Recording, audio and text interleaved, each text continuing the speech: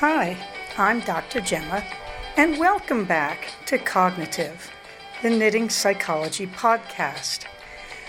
Cheerfully and somewhat irregularly in business since 2008. Segments today may include what's on my hooks, needles, and spindles, a strategy, something I really like, put a lid on it, oh shoot, and blather.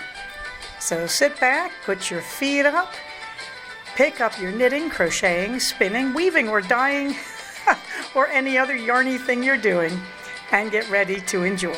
Well, hello there, it's Dr. Gemma, and this is episode 167 of Cognitive. Whoo, your comments are very welcome. Please feel free to comment on the blog at cognitivepodcast.blogspot.com. Don't forget that K in cognitive. Or on our group on Ravelry. And let's see. You can read the top of my show notes for all the usual blurbs, but that lets me get to the warm thanks. First, Beautiful Christina. I am grateful that you commented on the revenge bedtime procrastination and my willingness to talk about it. I am also grateful because it gives me a chance to say that I think my own revenge bedtime procrastination may be a part of my next cognitive behavioral plan. I'd like to change it on myself. Currently, I have 2 plans I'm working on to change myself, so I don't want to go into number 3. But these first 2 plans are about savings and exercise, and they're working great. So I'm really looking forward to digging in on the plan to stop using revenge bedtime procrastination. I hear your pain, Chris. I hear your pain. Meanwhile, if you are wondering about the Cognitive Fiber Retreat 10 in 2024, all the information is in a link right there at the top of the show notes. So it'll take you to the info thread on Ravelry, or you can go over to the Cognitive group on Ravelry and just look up the thread right there. It is stickied to the top. You should be able to find it.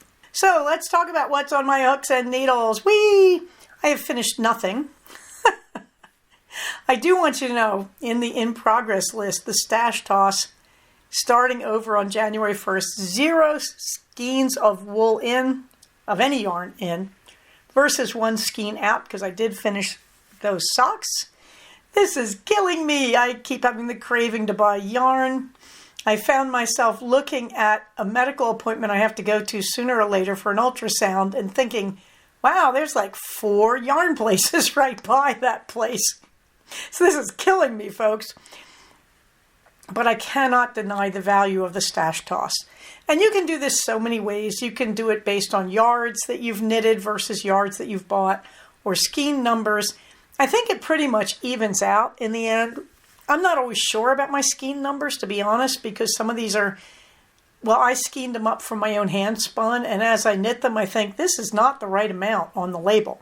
So that's why I do it by skeins. I think it all works out.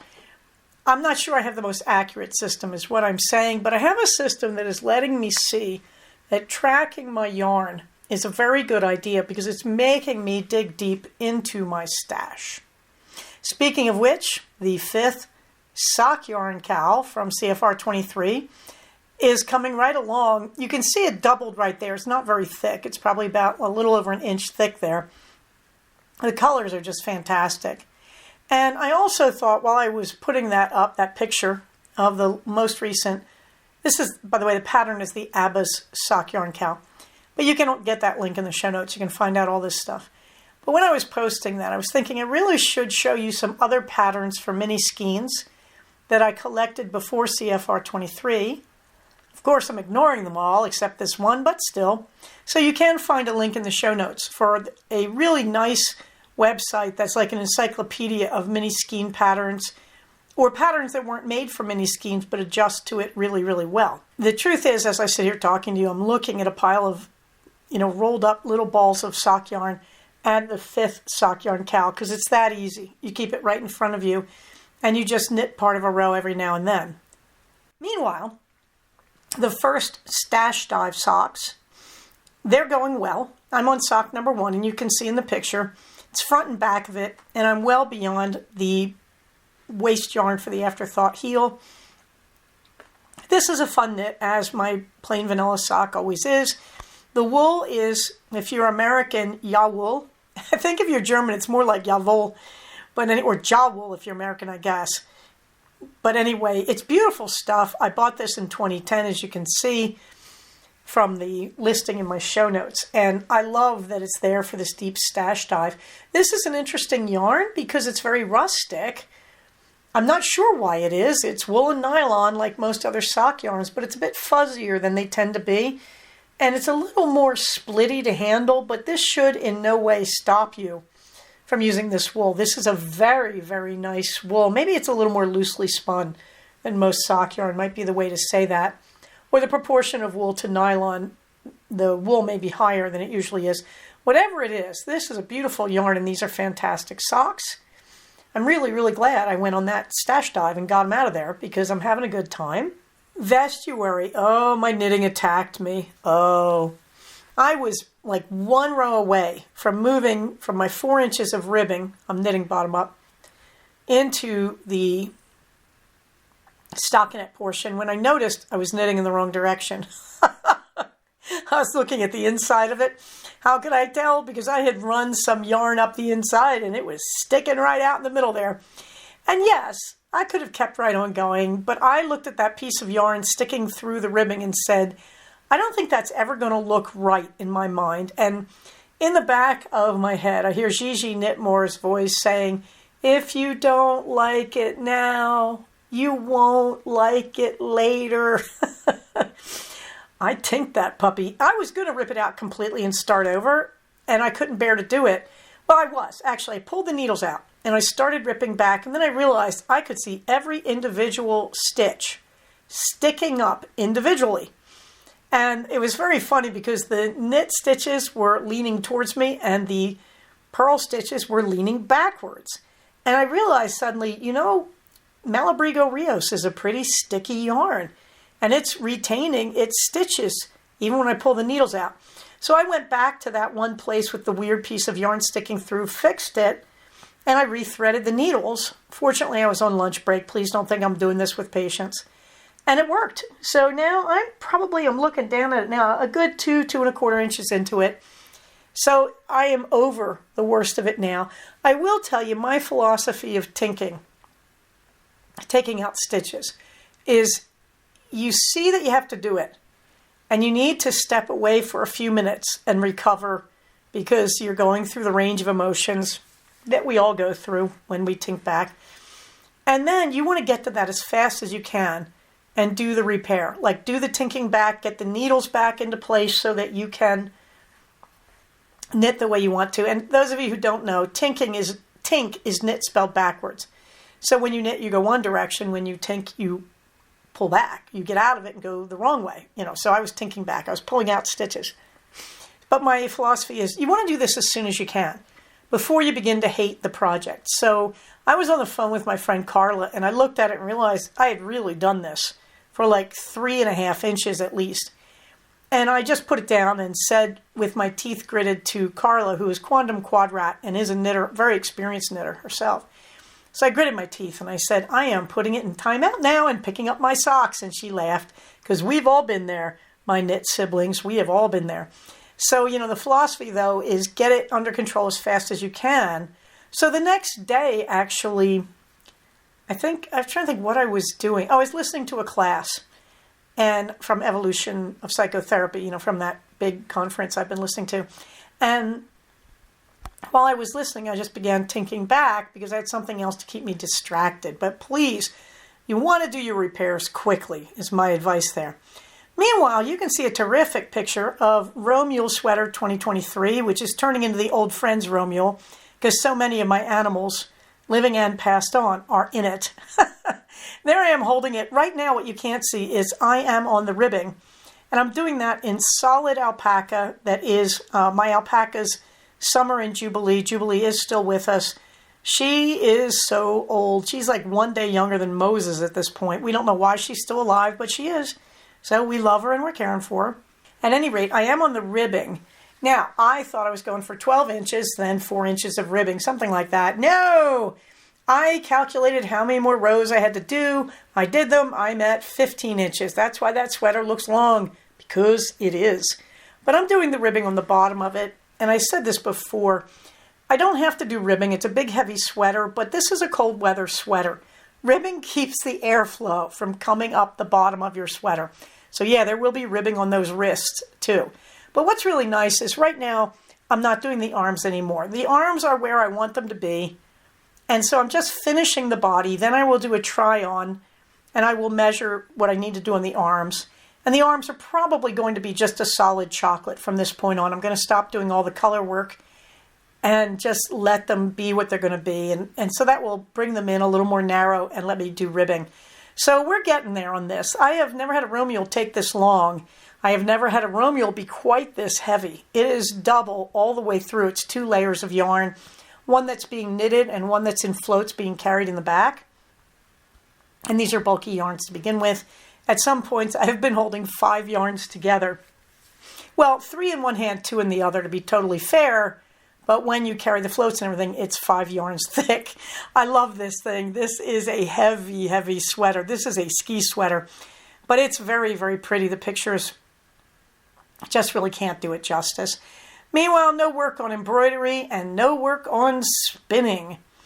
So let's get down to the resources here. Number 1, I've got a link to books that I use mostly for just reliable pattern books. So that's where I have all the books where I'm getting my Fair Isle stuff from. Eventually, I want to put in things like other basic reference books that I've been using, like Jacqueline Fee. I think that's called the Sweater Workbook. You can tell I'm forgetting. That's why I want to put it in there. Obviously, Elizabeth Zimmerman, The Opinionated Knitter. I think there should be a list on our group where we just have the fundamental books you should know about.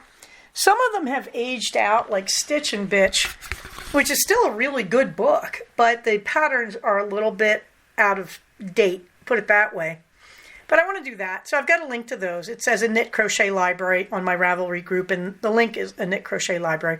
And I've got my favorite resources that you buy. The entire list can be found right here, says the link. But I also have a list called Yarn Skills and Techniques links. Please be aware that I'm trying to make these both knit and crochet. Because I am a dedicated crocheter too, I just go through phases. Right now, of course, I'm heavy duty knitting because I got a bunch of sweaters I want to get through, but I'm still looking at that cat sweater that I want to crochet.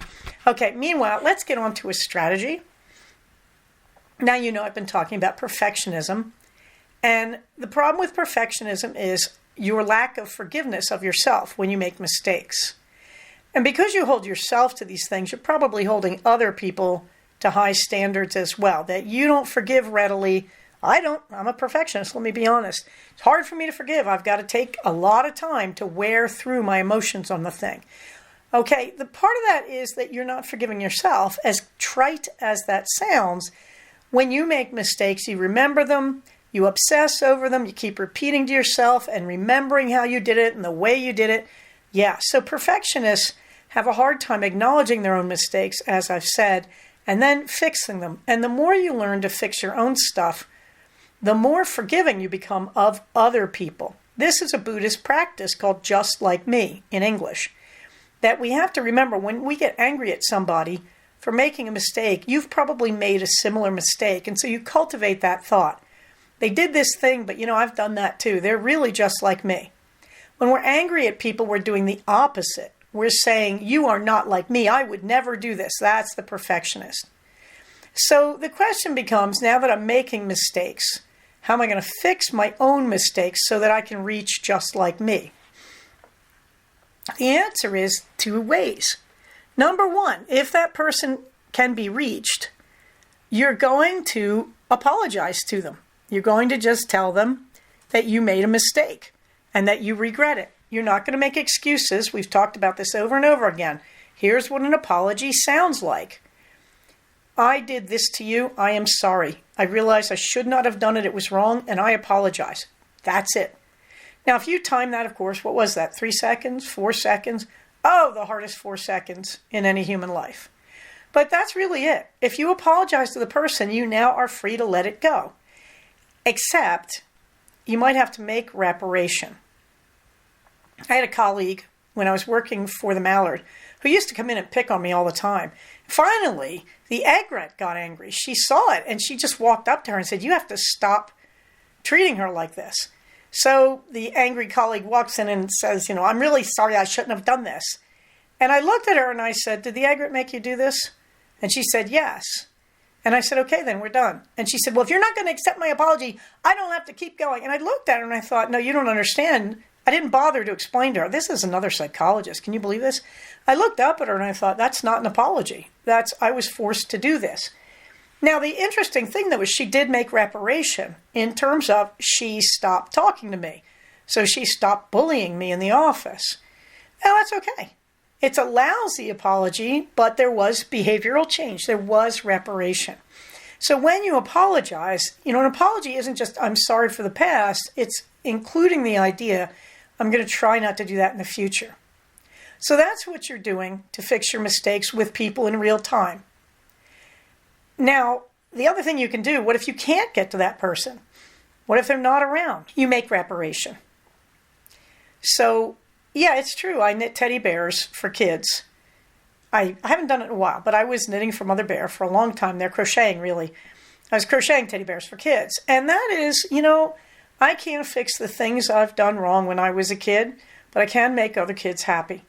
And that's all there is.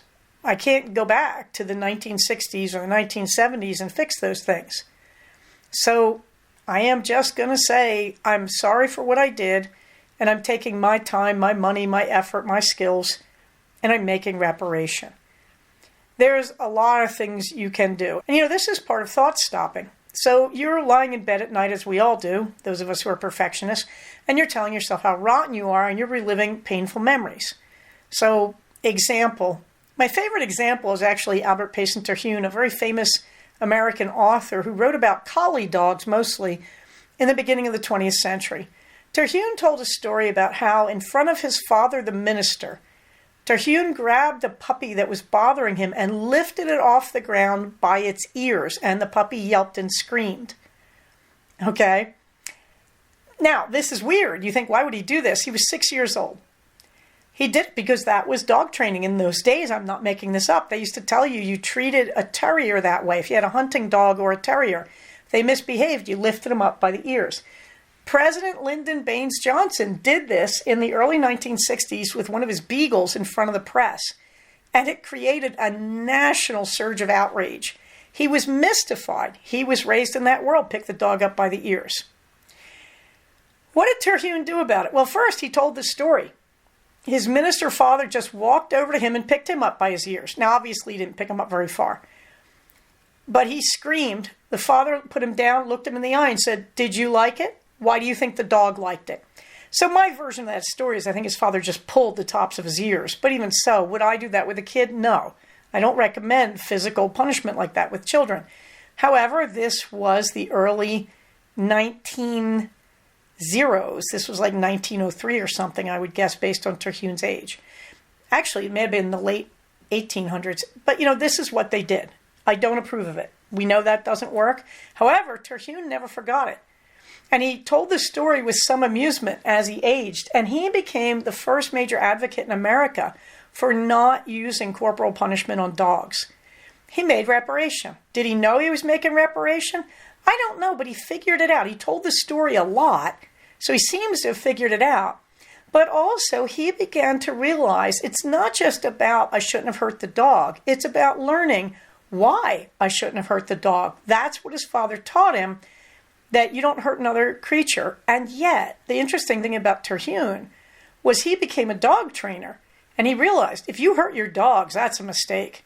You'll never train that dog, or the dog is going to attack you someday. So that's one of my favorite making reparation stories. So if you think you've done something wrong and you can't repair it with the person you hurt, you spend the time in your life making reparation. If I hurt a dog, the most direct thing, go help dogs in some way. If I hurt a kid, go help kids in some way. Whatever is bugging you, you will be the most satisfied if your reparation is very much like what you believe you did wrong. And that's all there is. And I have to say, I think most of the major religions talk about this. I know in Judaism, you've got a whole day of it. You've got, the day of reparation, of acknowledging that you must do penance and fix problems, Yom Kippur. And of course, I was raised Catholic. We have that in confession. The priest just doesn't say Hail Mary. He says, now you have to go out and do this. And he tells you what you have to do to make reparation. And it's a beautiful lesson. I'm sure there are similar things in Buddhism. Well, in Buddhism, there's karma. So I think you're working to have your karma improve. And I'm sure Hinduism has it too. I'm sure all the major religions have this. So remember that if you're a perfectionist and you're struggling over getting past the mistakes you've made, one of the ways you're going to do it is you're going to either apologize in real time or you're going to make reparation. Now, there's a gray area. What if the person is alive, I really don't like them or I'm afraid of them, and I need to apologize to them? You have to decide where safety lies.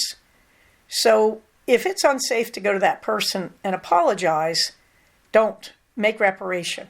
I'll tell you right now.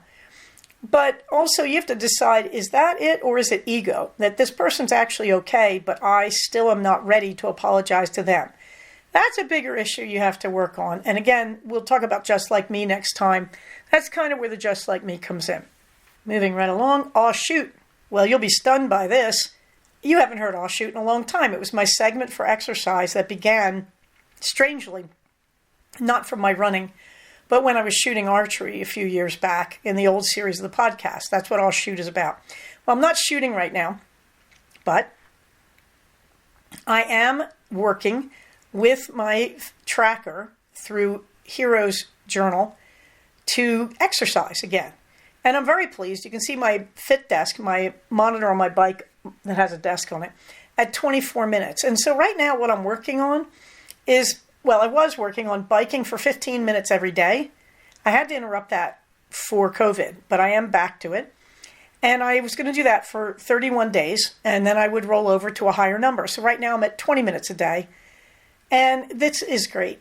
I cannot tell you the difference this has made. I feel so much better. Everything works better bodily. My bodily functions are going much more nicely. I've realized I'm getting a little trimmer around the belly.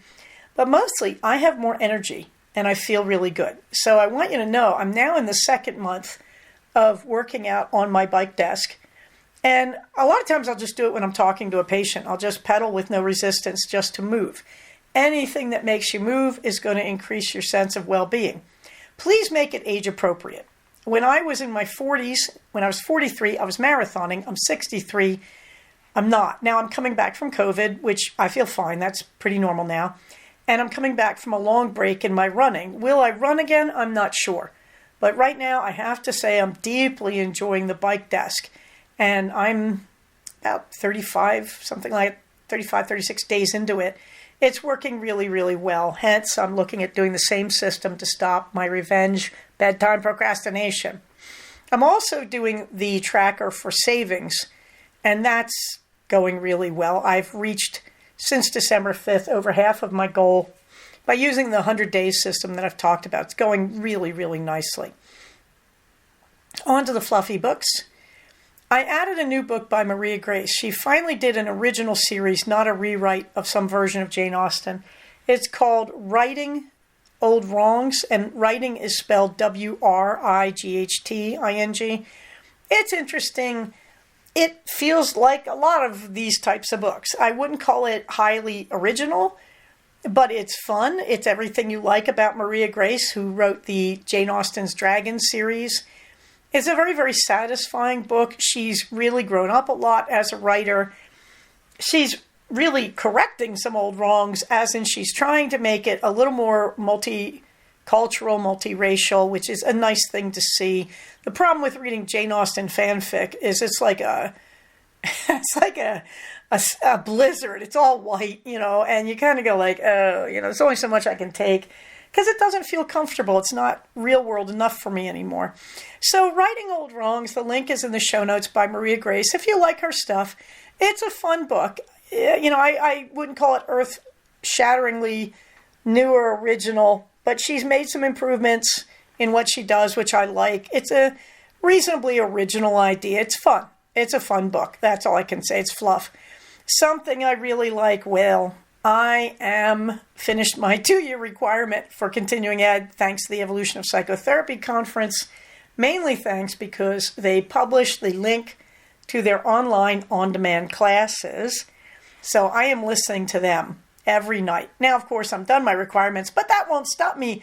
There's at least 120 hours more I could do. And I'm going to do it too. I've got till June 15th. I don't listen to everything. I don't like some of the presenters at all. I think they're fraudulent or unrealistic. They don't do what I do. I've tried what they do and it doesn't work for me, etc. But I figured probably I've got a good 50 or 60 more hours I can get there. If I pay for education, by golly, I'm going to sit through it. So I'm really enjoying it. I just heard some amazing stuff from some very famous people, Dan Siegel, Don Meichenbaum, just really good stuff. I think Kay Jamison, who did a Bafo series on bipolar. The really nice thing about evolution, they are now starting to talk about more serious mental illness. It's not all, hey, here's how you manage your high-functioning clients. The other thing, they did a good 6 hours on law and ethics. I've done 3 of them so far, and those are very good. The bad thing, 1 hour of multicultural. I cannot imagine how they justify that. I can't. That is just shameful in this day and age. It's weird for them. They've always had, the requirement in California used to be, well, it didn't used to be at all. Then it was, they suggested 1 3-hour class. Unbelievable. Now they're saying you have to do it every cycle of your continuing ed, which is much more realistic. And so we have to do 4 hours. 1 hour evolution, really 1 hour. And what really hurts, it was such a good hour. I keep saying this. The presenters were excellent. So I'm still looking for 3 more hours of multicultural, and I'm disgusted that evolution did that to us. I didn't see the final schedule till long after I'd paid for it. I never expected them to do that. Nonetheless, I am grateful for the law and ethics. I'm grateful for, frankly, seeing the guys who invented my field. They are all dying out of old age, so it's good to see them one more time. Put a lid on it. We're on the tea tasting calendar. Okay, so here we are at Put a Lid on It, and of course I'm still doing the Plum Deluxe Advent Calendar, but we're getting there, guys, we're getting there. Today's 2 are very interesting. Number 1 was on day 16, it was Spiced Turmeric Herbal. I would call this, as I say in the notes, zesty and interesting. Now this is turmeric, ginger, hibiscus, lemon peel, orange peel, black peppercorn, lemon myrtle. And if you're paying attention, that sounds very similar to the kind of medicine ball teas that you can get at Starbucks. And I have seen the recipe for that Plum Deluxe published recently. Okay, but this is definitely in that list of winter teas to pick you up when you're feeling congested or tired or whatever.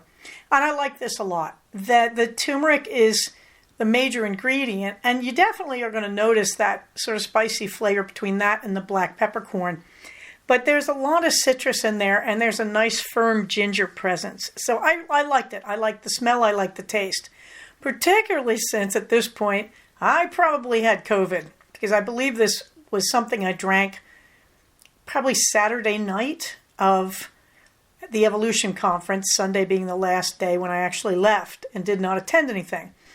I'm pretty sure by Sunday I was getting pretty symptomatic, although I did the train ride okay. I was, got through the travel okay.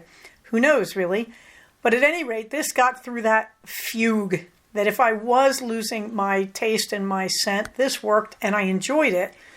It is a horse of a different color, this spiced turmeric. This is just not what you're expecting. It's not a common sort of herbal to find in mainstream American culture, but it is a good thing, and I do recommend it. And then on day 17, I just poisoned myself, but it did taste good. This is the Vista Blend Herbal. Now, this tasted fine, except I kept thinking there's something a little wrong, and as I was drinking it, my throat got scratchy, and then it started to swell a little bit, but fortunately, I didn't have a real serious reaction. That would be the 3rd ingredient, the Oregon lavender. Moral of the story, Plum Deluxe was very clear about their not respecting allergies. So they were very clear about read those ingredients. So I can't blame them. They were very clear about this. And this was a delicious tea. I have to tell you, I didn't taste the lavender so much. The major ingredients are honeybush tea and apricots, followed by Oregon lavender, apple pieces, sunflower petals, and natural apricot essence. My memory of this was it tasted like a lighter black tea. It is not a black tea, it's an herbal. It's honeybush with apricot. It was a very good flavor. If this didn't have the lavender in it, I'd be buying it again. I really did enjoy it. I enjoyed the fragrance, which was a bit fruity, and I really liked the flavor. Unfortunately, I'm standing at the bus stop going, what is wrong with my throat? Now, hard to know because also, I really don't want to blame Plum Deluxe for this. I also had COVID. It was pretty obvious to me by Monday night that something was wrong with me. And when I think back on the problems I had smelling the mint teas that were in these advent calendar pages, I think, yeah, I'm pretty sure I was at least losing my smell. Whether or not I had contagious, who knows? And also, I did take Paxlovid. Supposedly that doesn't work after the first 48 hours. Let me tell you, it worked for me. So I don't know what was going on there. I still can't explain what level of illness I was or was not at this conference, but I hope to heaven I wasn't. Fortunately, I really did socially distance the whole time, and I'm very relieved about that, let me tell you. But here's two good teas, and if you can drink lavender, you're in like Flynn. These are both good, tasty teas. On the blather, well, now that I have my recordings of the remaining evolution sessions, I'm listening to them every night. This is terrific in helping me to do other projects. So basically every day I've been cutting 2.5-inch strips for my leftover fabrics, which is really helping. I have a lot more to go, but it's really helping to get through this. I do it 15 minutes at a time while I'm listening to these recordings, and I'm listening to some just wonderful, wonderful teachers. So I'm enjoying that. I have reached my 36-hour limit now, but I'm going to keep going because this is just a pleasure and a privilege. I also have finished cutting up my leftover t-shirts that I know about, and that's been good. And I've been just going out. We now have the 4 planks on our walkway in the front yard. That there's 4 rolls of planking to make a garden path. So right now I've got 36 feet of pathway, and I've got all these wonderful metal pins, these stakes. You don't need the stakes, depending on where you put this, but there's a slight downhill slope, so I'm glad to have them. So I've been going out every day and just taking my heavy mallet and going out there and whacking in 10 stakes to secure these guys. So this is making me really happy. I'm down to a place where I really need to measure the remaining space because I think we could use a 5th set of planks. And I just ordered the lights. I couldn't find the lights I ordered. We've looked everywhere. I don't know if they got thrown out with Christmas boxes, which I find just horrifying to contemplate, but that's okay. If I have an extra box of these lights, I have plenty of places around the front of the house I could put them and be very happy to have them there. So that's very nice. Still haven't put in the garage camera. Did order a spare battery for it. It's supposed to be a 2-battery pack. Of course, it comes with 1, but I'm working on that. Meanwhile, yes, in Project G, I do have a pile of old charts, and they have now passed the statute of limitations. My husband has pointed out to me at dinner, you could be shredding those. So that will be another part of Project G, just shredding all those things. Meanwhile, the pup date, the dogs are just fine as far as we know. Everything is good. Everything is quiet. The hub state, everything is good. We're just waiting to get our kid out on the track team again for, I imagine, his last year of it. And so we think that's all good. Everything's just quiet here. It's very nice. On the calendar, of course, Yarnopoly and Second Saturday Stitchers are meeting up on the second Saturday of each month here in the Santa Clarita Valley. They do have a majority of people crocheting. So if you're shy about your crochet, this is where you want to go. Also, the Joanne Darcy Library in Canyon Country has a sit and stitch program. And they do that on the second and the fourth Saturday of each month. Meanwhile, CFR 10, the Cognitive Fiber Retreat number 10, will be at the Courtyard by Marriott in Valencia on September 28th, 2024. And as I told you, the information thread, the link is at the top of the show notes. And right now I'm looking at Romeo between December 21st and January 1st of 2024 and 25. We will see how that goes. Minerva gets the last word. Well, we are at the second anniversary of the time 2 years ago when my beloved Minerva ate Christmas tree needles, dental floss, and thread and yarn, and then had major surgery. And I'm amazed to this day that she is still alive. She came home from that surgery so blasted and so weak. So I did a special little meme for her that said, "Thank you for being my Minerva." And there's a picture of her being cool, hanging out on the captain's chair, which she has been in conflict with me lately over all the chairs we both like, and now the flannel sheeted bed. So you can see a picture of me in the bed with her going, "What is this?" And you can see the last picture is her in the captain's chair doing her traditional pose of "I own this," which is she sticks her right leg out and leans it as far out as she can and puts her claws in it. So you can see Minerva being her own luxuriant self. So her last word is, "I am tougher than you think," and you probably are too. So in the meantime, I'm celebrating the presence of Minerva, and I'm reminding you that we are a community. When we take care of the community, we are taking care of our individual self. Having said that, everybody, stay safe, take care of each other, and I will talk to you soon. Bye-bye.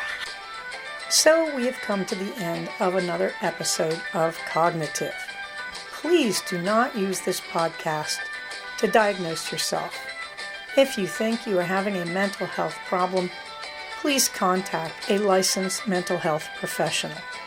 Show notes for these episodes can be found at cognitivepodcast, all one word, .blogspot.com. Episodes can be found at iTunes under the name Cognitive Podcast, but also can be found posted next to the show notes on the Blogspot page. Thank you so much for listening. Everybody, stay safe, take care of each other, and I'll talk to you soon. Bye-bye.